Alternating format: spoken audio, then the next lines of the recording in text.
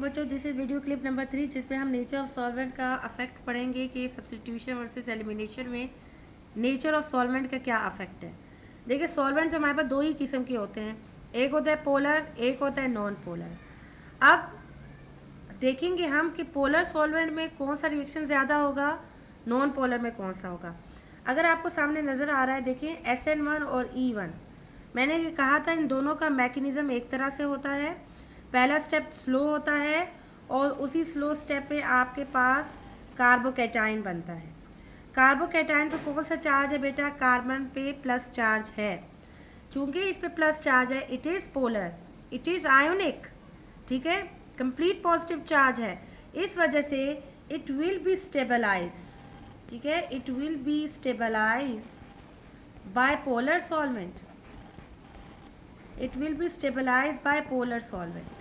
इस वजह से हम कहते हैं कि SN1 और E1 ये जो है due to the formation of carbocation in first step and carbocation have a positive complete positive charge, और ये complete positive charge polar solvent में स्टेबलाइज होता है।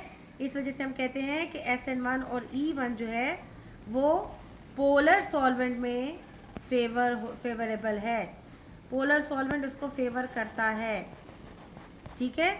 और अगर तुम यहाँ नॉन पोलर सॉल्वेंट इस्तेमाल करोगे तो SN1 और E1 को वो फेवर नहीं करेगा। तो आपके SN1 E1 किस सॉल्वेंट में होंगे, पोलर सॉल्वेंट में। किस वजह से होंगे, due to the formation of carbocation having complete positive charge, तो ये उसको स्टेबलाइज कर देता है।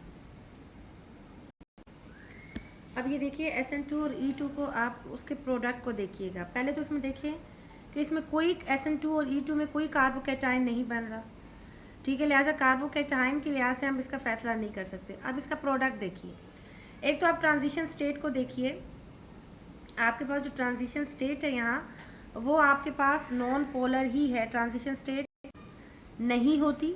आप देख सकते हैं SN2 का भी ट्रांजिशन स्टेट भी देखिए और आपके E2 का ट्रांजिशन स्टेट भी देखिए, दोनों का ट्रांजिशन स्टेट है।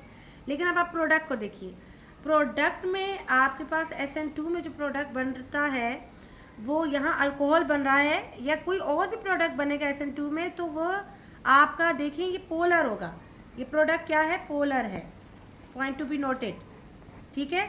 जबकि आप E2 का प्रोडक्ट देखिए, E2 का, E2 में अल्कीन बना है, अल्कीन इज नॉट पोलर, ये नॉन पोलर है, ठीक है। मैं सिर्फ नॉन लिख रही हूँ तो आप समझ जाना ये नॉन पोलर है। तो कहने का मकसद ये है कि SN2 E2 में हमारे पास कोई भी कार्बोकैटाइन नहीं बन रहा और ये लिहाजा हम कार्बोकैटाइन को देख के फैसला नहीं कर सकते।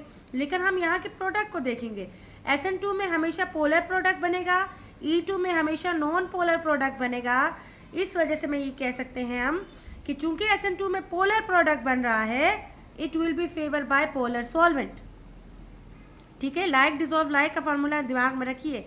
और E2 में नॉन पोलर प्रोडक्ट बन रहा है so it will be stabilize by non polar solvent, ठीक है। तो अब हम अगर सम अप करें तो हम देखेंगे कि SN1 and E1 it is favour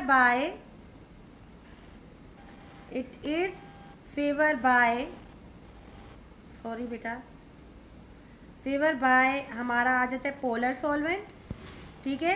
क्यों पोलर सॉल्वेंट, अभी मैंने बताया due to the formation of carbocation, क्योंकि कार्बोकैटाइन को पोलर सॉल्वेंट जो है वो क्या करता है, स्टेबलाइज करता है, ठीक है। ये समरी हो गई SN1 की और E1 की। अब आ जाए दूसरी तरफ, अब हम दूसरी तरफ देखें SN2 और E2, इन दोनों में कार्बोकैटाइन नहीं बनता, लिहाजा हम देखेंगे कि SN2 में मेरे पास पोलर प्रोडक्ट बनता है, ठीक है। SN2 में मेरे पास पोलर प्रोडक्ट बनता है